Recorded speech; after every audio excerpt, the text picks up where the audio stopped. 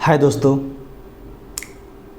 मैं एक बार फिर आपके बीच आया हूँ एक नए वर्ड के साथ, और वो वर्ड है अकॉर्डिंग टू मी।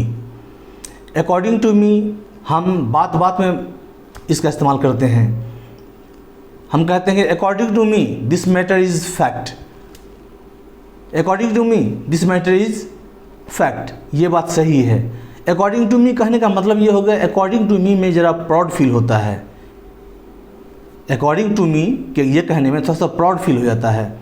तो यहाँ पर अकॉर्डिंग टू मी ग्रामेटिकली सही है। अकॉर्डिंग टू मी ग्रामेटिकली सही है। ग्रामेटिकली ये भी सही होगा जे एन एलिफेंट कैन फ्लाई, एक हाथी उड़ सकता है। ग्रामेटिकली सही है, लेकिन लॉजिकली ये सही नहीं हो सकता। उसी तरह से अकॉर्डिंग टू मी ये ग्रामेटिकली सही है, लेकिन अकॉर्डिंग टू मी में थोड़ा सा प्राउड फील हो जाता है।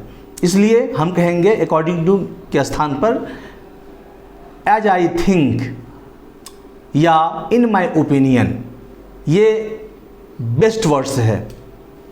अकॉर्डिंग टू मी के जगह पर हम इस्तेमाल करेंगे एज आई थिंक या in my opinion. As I think या इन माई ओपिनियन, चूँकि अकॉर्डिंग टू मी कहाँ इस्तेमाल करना है? अगर हम किसी महान व्यक्ति के बारे में बात कर रहे हैं तो वहाँ पर हम अकॉर्डिंग टू हिम कह सकते हैं। जैसे according to Mahatma Gandhi, according to Subhash Chandra Bose, according to Rousseau, यहाँ पर हम अकॉर्डिंग लगा सकते हैं क्योंकि ये उनकी बात है। लेकिन अब जब हम अपनी बात करते हैं तो अपनी बातों को कहने में हम अकॉर्डिंग टू मी ये कहना दुरुस्त नहीं समझते हैं।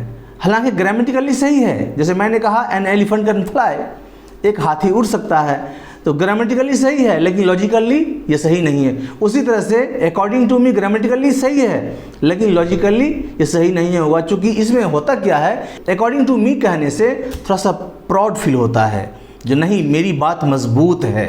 इसलिए यहाँ पर अकॉर्डिंग टू मी कहना बिल्कुल दुरुस्त नहीं होगा। इसलिए यहाँ पर कहा जाए एज आई थिंक या इन माई ओपिनियन। तो दोस्तों, आज का टॉपिक यही रहा जो हम लोग आपस में इसको शेयर किए। उम्मीद है कि आप इस पर ध्यान देंगे। बस इसके साथ ही मैं आपसे विदा ले रहा हूँ। Please like, subscribe and share. Good bye.